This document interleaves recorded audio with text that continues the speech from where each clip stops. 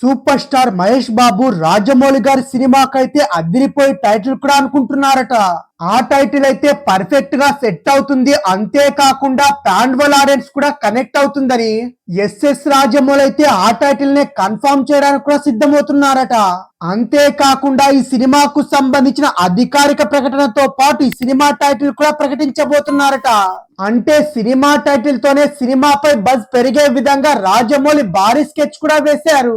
ఇక ఇలాంటి టైటిల్ తో సూపర్ స్టార్ మహేష్ బాబు గారి సినిమా స్టార్ట్ అయితే ఇంటర్నేషనల్ స్టార్ అవ్వడం అయితే ఖాయంగా కనిపిస్తుంది.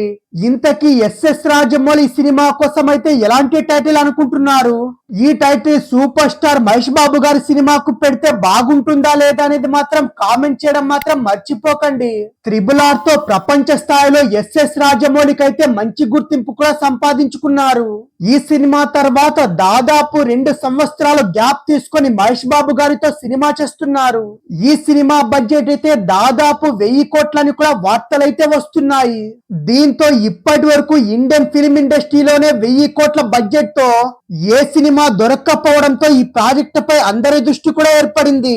ఇప్పటికే రాజమౌళి సినిమాలకైతే దేశంలో అలాగే విదేశాల్లో కూడా ఒక బెంచ్ మార్క్ అయితే ఏర్పడింది. RRR అయితే అనేక అంతర్జాతీయ అవార్డులతో పాటు అంతేకాకుండా RRR తో ఆస్కార్ కూడా గెలుచుకోవడం అయితే జరిగింది. ప్రపంచంలోనే టాప్ మోస్ట్ దర్శకుడైన జేమ్స్ కెమెరాన్ సైతం రాజమౌళితో కలిసి పనిచేయాలని ఉందని ఓపెన్ గానే మీడియా ముందుకొచ్చి చెప్పాడు.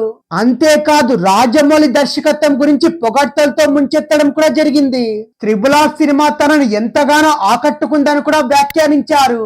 ఈ రకంగా ప్రపంచవ్యాప్తంగా తన సినిమాలకైతే మంచి గుర్తింపు లభిస్తూ ఉండడంతో మహేష్ బాబు గారి సినిమానైతే జక్కన్న చాలా ప్రత్యేకంగా తీసుకున్నారు.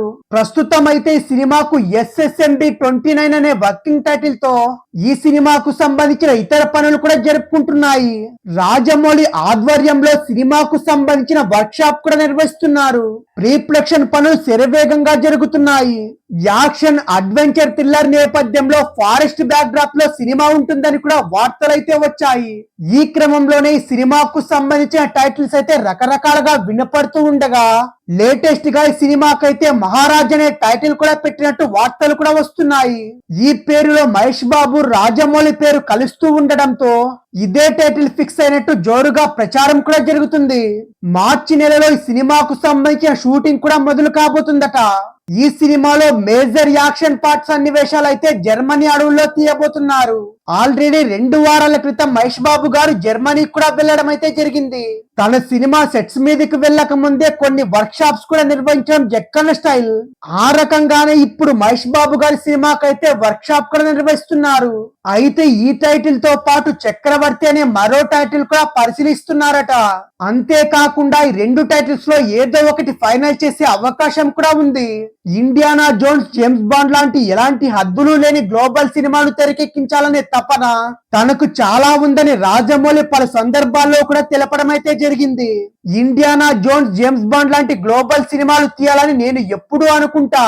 అడ్వెంచర్ జోనర్ లో ప్రస్తుతం మా నాన్న ఓ సినిమా కథ కూడా రాస్తున్నారు. స్క్రిప్ట్ ను మేము ఇంకా ఫైనల్ చేయలేదు, అయితే స్క్రిప్ట్ పనులు ఇంకా జరుగుతున్నాయని కూడా రాజమౌళి చెప్పడం అయితే జరిగింది. అయితే ఈ సినిమా కథ భారతీయ మూలాలతో ఇండియన్ జోన్స్, జేమ్స్ బాండ్ ను పోలిన మూవీ ఉంటుందని రాజమౌళి చెప్పారు. ఇకపోతే ఈ చిత్రం 2025లో విడుదలయ్యే అవకాశం అయితే కనిపిస్తుంది.